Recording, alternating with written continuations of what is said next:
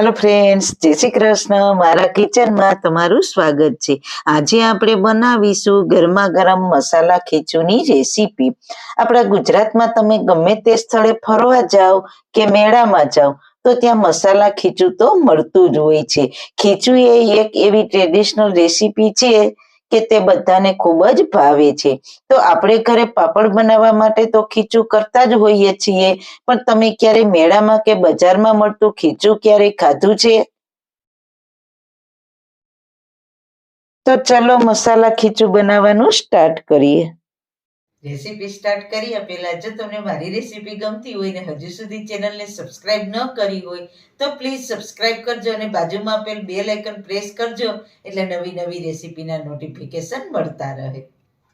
સૌથી પહેલા ખીચું બનાવવા માટે કઢાઈમાં 3 કપ પાણી ગરમ મૂકીશું। 1 કપ ચોખાનો લોટ લીધો છે તો તેની સામે 3 કપ પાણી લેવાનું। ઘરમાં રહેલ કોઈ પણ વાટકીનું માપ તમે લઈ શકો છો। હવે આપણે તેમાં મસાલા કરી લઈએ તો સ્વાદ અનુસાર નિમક નાખીશું। 1 ટીસ્પૂન આખું જીરું નાખીશું અને અડધી ટીસ્પૂન અજમાને આ રીતના હાથમાં ચોળીને નાખીશું એટલે તેનો ટેસ્ટ ખૂબ જ સરસ આવશે। તમે જોઈ શકો છો પાણી ઉકળવા લાગ્યું છે અને પાણીનો કલર પણ બદલાઈ ગયો છે તો ગેસની ફ્લેમ મીડિયમ ટુ હાઈ રાખીશું।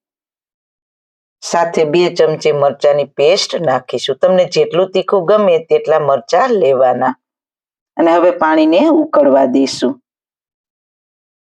પાણી સરસ ઉકળે છે ત્યાં આપણે 1/4 ટીસ્પૂન જેટલો પાપડ ખારો નાખીશું। જો તમારી પાસે પાપડ ખારો ના હોય તો ખાવાના સોડા પણ ઉમેરી શકો છો, પણ પાપડ ખારો નાખવાથી ખીચું એકદમ ટેસ્ટી બને છે।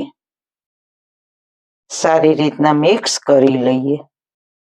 ખારો નાખ્યા પછી મેં અડધી મિનિટ ઉકળવા દીધું છે તો આ પાણી સરસ ઉકળી ગયું છે તો હવે છેલ્લે આપણે થોડાક ફ્રેશ ધાણા ભાજી નાખીશું, તેનાથી ટેસ્ટ ખૂબ જ સરસ આવશે।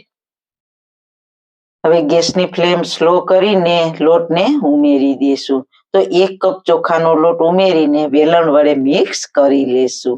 જો તમને એવું લાગે કે પાણી થોડું ઓછું છે તો થોડું પાણી ગરમ કરીને ઉમેરી શકો છો અને વેલણથી સરસ રીતના મિક્સ થઈ જશે।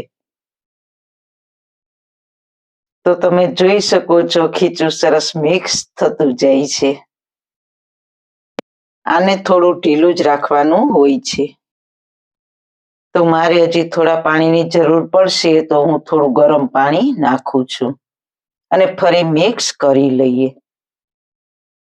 બધાના ચોખાની જાત અલગ અલગ હોય છે એટલે પાણીનું થોડુંક વધઘટ થાય છે અને ગેસની ફ્લેમ આપણે ખીચું હલાવતા હોઈએ ત્યારે સ્લો જ રાખવાની છે તો સરસ મિક્સ થઈ ગયું છે। તો હવે તેને ઢાંકીને લગભગ 3 મિનિટ જેવું સ્લો ફ્લેમ ઉપર બફાવા દેશું। વચ્ચે એક વખત ખીચુને હલાવી લેશું। વચ્ચે એક વખત ઢાંકણ ખોલીને હલાવી લેશું।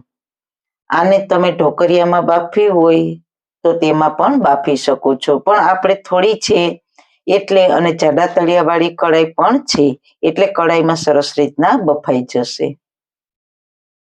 તો ફરી આપણે ઢાંકણ ઢાંકીને થવા દઈશું। તો હવે 3 મિનિટ થઈ ગઈ છે તો આપણે ખીચુને જોઈ લઈએ તો સરસ ખીચું બફાઈ ગયું છે, તેનો કલર પણ સરસ આવ્યો છે। બસ આપણું મસાલા ખીચું તૈયાર છે। બસ આવો લીલો કલર આવે તો જ ખીચું પરફેક્ટ કહેવાય। ગેસની ફ્લેમ બંધ કરીને અધકચરા મરી નાખીશું। મરીનો ટેસ્ટ ખીચુમાં બહુ જ સરસ આવે છે તો હવે સારી રીતના મિક્સ કરી લઈએ। તો તૈયાર છે આપણું મસાલા ખીચું। આ ખીચુંને આ રીતના આપણે થોડું ઢીલું રાખવાનું હોય છે તો તેને સર્વિંગ પ્લેટમાં સર્વ કરીશું। આ ખીચું ગરમા ગરમ જ સર્વ કરવાનું હોય છે તો તેને ગરમ જ સર્વ કરજો તો જ મજા આવશે। તમે જોઈ શકો છો એકદમ પરફેક્ટ આપણું ખીચું બન્યું છે। ઉપરથી થોડું સિંગ તેલ લઈશું। જો સિંગ તેલ તમારી પાસે ના હોય તો તમે ગમે તે તેલ લઈ શકો છો। ઉપરથી અથાણાનો મસાલો, જેને આપણે મેથીયો મસાલો કહીએ છીએ, તે છાંટીશું. જો તમારી પાસે આ મસાલો પણ ના હોય તો તમે 1 ચમચી લાલ મરચું પાવડર પણ છાંટી શકો છો. તો તૈયાર છે આપણું ગરમા ગરમ મસાલા ખીચું. તો જરૂર તમે પણ એક વખત શિયાળામાં ટ્રાય કરજો. તો હલકી ફુલકી ભૂખમાં નાસ્તા માટે ગરમા ગરમ મસાલા ખીચું ખાવાની મજા આવશે. તો સારું ખાઓ, ખુશ રહો. આવી સરસ રેસીપી જોવા માટે તમારો ખૂબ ખૂબ આભાર. મારી રેસીપીને લાઈક કરજો, શેર કરજો, મારી ચેનલને સબસ્ક્રાઇબ કરજો. ફરી મળીશું નવી રેસીપી સાથે. જય શ્રી કૃષ્ણ.